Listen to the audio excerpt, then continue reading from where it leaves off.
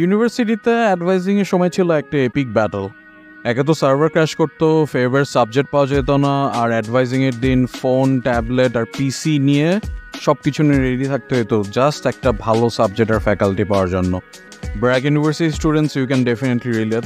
So এই কাহিনীটা একটা অ্যাডভাইজিংয়ের সময়। তো একটা সেমিস্টারে আমার তো অ্যাডভাইজিং হইলই না, 90% স্টুডেন্টেরই অ্যাডভাইজিং ফেল হয়েছে। মানে ওই দিন মোটামুটি কেউ অ্যাডভাইজিং করতে পারেনি, জাস্ট আধা ঘন্টার জন্য খোলা ছিল।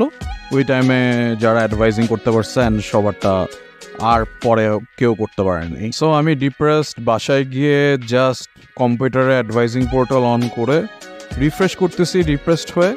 দেন একটা জিনিস দেখলাম যে 8 নম্বর রিফ্রেশে আমাকে ঢুকতে দিছে।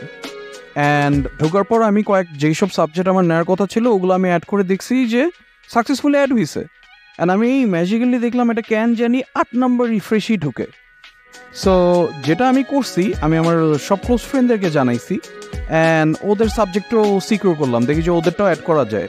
এবার ফার্স্টে বিলিভ করে নেই, অ্যান্ড কিন্তু পরে আমি বলছি যে আমি সবারটা করে দিব, বদলে একটু চিলক্সার, বার্গার্স আর ট্রিটস দিতে হবে। এই কাহিনীর পর লেটস জাস্ট সে আমাকে কয়েক সেমিস্টার মানুষরা হ্যাকারম্যান ডাকছিল।